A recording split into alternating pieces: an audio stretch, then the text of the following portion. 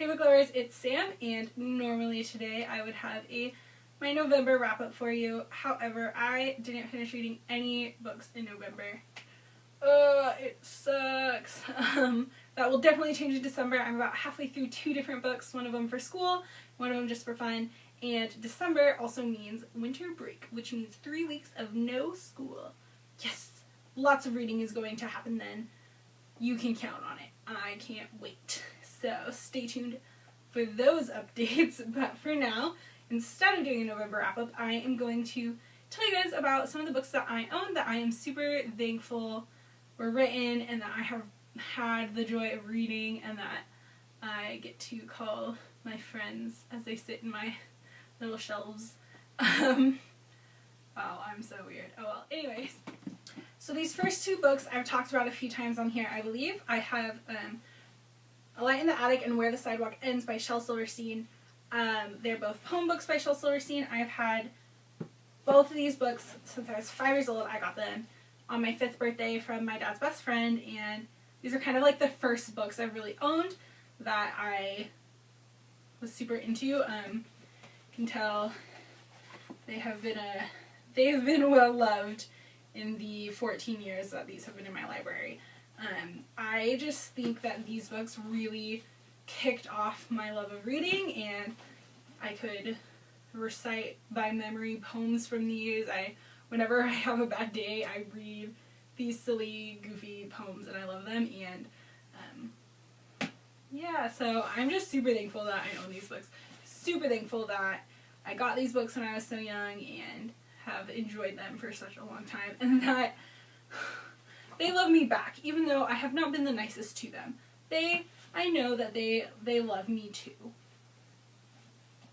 So yeah, these are probably my 2 favorite books that are in my library, which is kind of funny because they're just like super silly kid poems, but they're some of my favorites. So the next book/series I'm really thankful for is the Series of Unfortunate Events by Lemony Snicket. This is the second one. I no longer have the first one. I've talked about this series on here before also. I only have a few of them now, and I'm going to rebuild my collection. Once again, very well loved. These books. This was probably the first series that I was super committed to and super into, and I just remember in like elementary school and middle school staying up super late to read these books, and I couldn't wait until the next one came out, and yeah, these books have just kind of always been there for me through my not neglect. I do not neglect my books. I just love them a lot. Yeah, I love how the back of all these books is a letter to the reader telling you not to read it. I adore Lemony Snicket so much. And I want to reread the series a lot. Yeah. Super thankful. I don't even remember how I got into these books. I want to say like one of my elementary teachers started reading them to us, and then I got into them, and just like this was the first series I was really committed to reading, and at one point owned them all in like softback and hardback, I think. Oh my goodness. No, just in hardback. I don't know. I just ripped off another piece. Okay, yeah, anyways. Yeah, I'm really thankful for Lemony Snicket and this series. The Series of Unfortunate Events. I have definitely talked about my love for Sarah Dessen on here, and so my next book that I'm thankful for is Just Listen by Sarah Dessen. This was the first Sarah Dessen book I ever read back in freshman year of high school. I just found it when I was perusing through the school library and liked the title. It seemed like an interesting book. Read it. My love for Sarah Dessen grew from there, and I've read every book that she's written. Yeah, just this book kind of introduced me to the world of like YA contemporary books, which I think really changed my reading, and really like my reading kind of took off from there. So thank you, Sarah Dessen, for kickstarting my ever-growing love for reading, I guess. And then my next one is Dreamland, also by Sarah Dessen, just because this book just shocked my world. Yeah, this book's about an abusive relationship, a teenage abusive relationship, and just, I feel like that's not something a lot of people think of happens in teenage relationships, so this book was just like mind-blowing and just really good. It's one of my favorite Sarah Dessen books. I reread it all the time. This copy is not as beaten up as some of my other copies because I just got this copy. And then this one is also another one that kind of just like kick-started my reading habits. This is Her to the Traveling Pants by Amber Shires, and just this whole series, which I have, didn't want to cart over all 4 of them. And this is one of the nicer copies. One of the more in-shape copies. But yeah, I started reading this series in middle school. I think, definitely middle school. I think I started reading these after I saw the first movie. And then, yeah, that's what happened. I saw the first movie, really liked it, so I started reading all the books. And just, yeah, kind of just another book that really introduced me to the, like, contemporary chick lit kind of genre of books, and my reading habits just kind of took off from there. And I definitely love these. These are I reread these all the time. Very thankful for Amber Shires, Amber Shires, we're gonna go with that, in this series because I adore it. So the next book I'm thankful for is Seeing You Home by Jodi Picoult.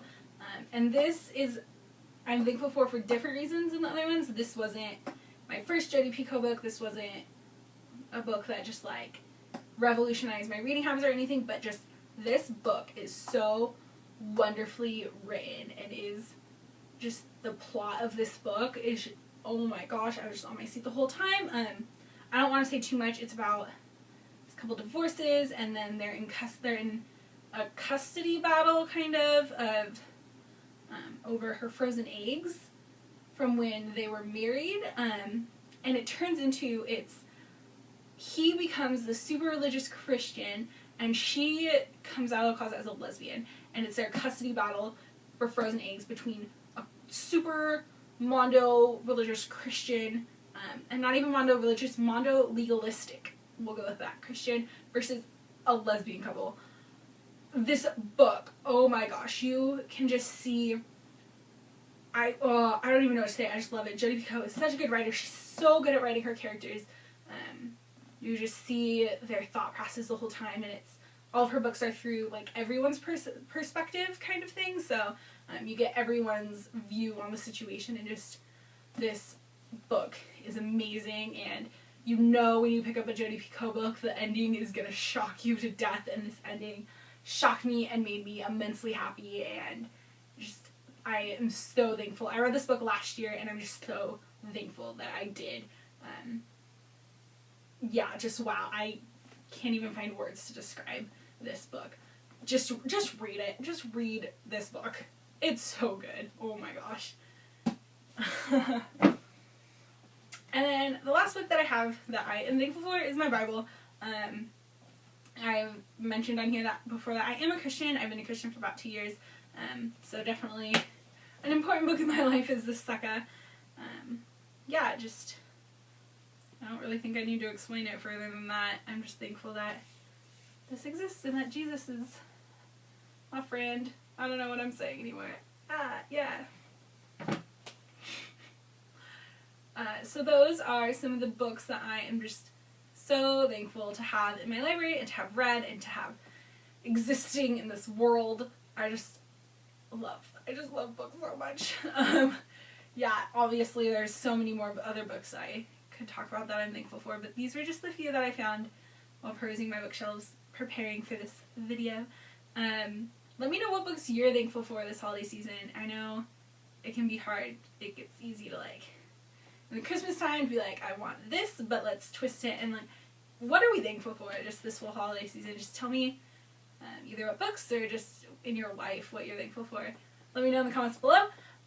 Like the video if you like the video. Don't forget to subscribe and come back for new videos every Saturday. Bye.